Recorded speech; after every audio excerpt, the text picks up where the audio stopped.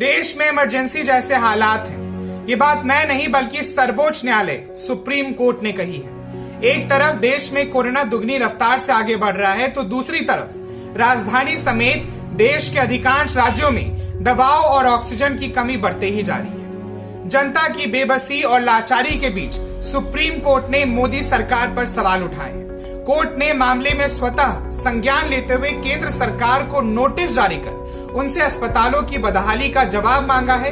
Notice में court ने केंद्र सरकार को लेकर सख्ती दिखाई है और पूछा है कि आखिर हालातों से निपटने के लिए सरकार ने क्या योजना बनाई है। सुप्रीम कोर्ट के चीफ जस्टिस एस.ए. बोबड़े की अध्यक्षता वाली पीठ ने कहा है कि अभी देश एक राष्ट्रीय आपातकाल जैसे हालात से गुजर रहा है।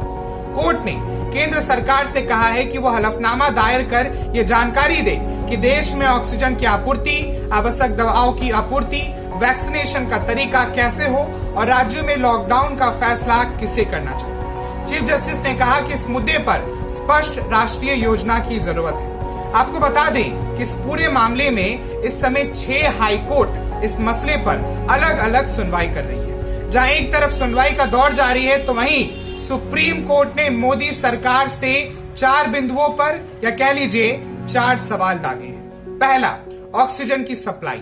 लगभग हर राज्य में अस्पताल ऑक्सीजन की कमी से गुजर रहा है। दिल्ली में लगातार 3 दिन तक जबरदस्त कमी के बाद दिल्ली हाई कोर्ट ने केंद्र को फटकार लगाई है। महाराष्ट्र में नागपुर में तो सप्लाई में कटौती के केंद्रीय स्वास्थ्य मंत्रालय के फैसले को बॉम्बे हाई कोर्ट की नागपुर बेंच ने पलट दिया। दूसरा, आवश्यक दवाओं की सप्लाई।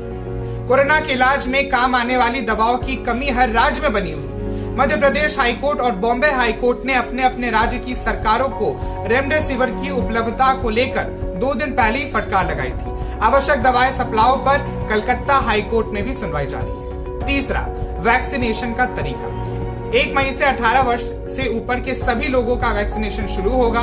सीरम ने वैक्सीन के जो रेट जारी किए हैं उस पर राज्यों को आपत्ति है। सवाल उठने लगा है कि केंद्र खुद वैक्सीन देने के बजाय राज्यों से खरीदने के लिए क्यों कह रही है। सिक्किम हाईकोर्ट में वैक्सीन आपूर्ति पर सुनवाई जारी है। और चौथा, सबसे महत्वपूर्ण, लॉकडाउन लगाने का अधिकार।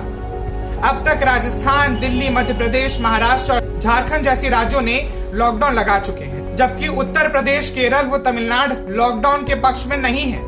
इलाहाबाद हाईकोर्ट ने यूपी के 5 शहरों में लॉकडाउन लगाया था, जो आदेश सुप्रीम कोर्ट ने रोक दिया। सुनवाई जारी है। इन सबके बीच प्रधानमंत्री ने गुरुवार को एक उच्च स्तरीय बैठक के बाद ऑक्सीजन उत्पादन और सप्लाई पर अब डिजास्टर मैनेजमेंट एक्ट लागू कर दिया है।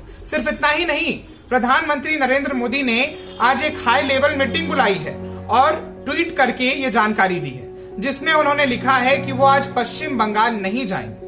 जाहिर सी बात है, चुनाव चल रहे हैं। इस बीच प्रधानमंत्री, गृह मंत्री, मुख्यमंत्री सभी तो चुनावी रैलियों और जनसभाओं में व्यस्त हैं। तभी तो सुप्रीम कोर्ट को अब जागना पड़ा है। एक बात आज गांठ बांध लीजिए, 1000 मरे या 1 लाख, ये सिस्टम ऐसा ही था और ये सिस्टम नहीं बदलेगा। ये तभी बदलेगा बशर्ते आप हिंदू मुसलमान, मंदिर मस्जिद के झगड़े से हटकर स्वास्थ्य, शिक्षा और रोजगार पर वोट देना चालू करेंगे। इसी के साथ इस न्यूज रिपोर्ट में सिर्फ इतना ही। आपके साथ था मैं पीयूष प्रियदर्शी। इस वीडियो को ज्यादा से ज्यादा शेयर करें, चैनल को सब्सक्राइब करें और बने रहें यूथ वॉइस के साथ।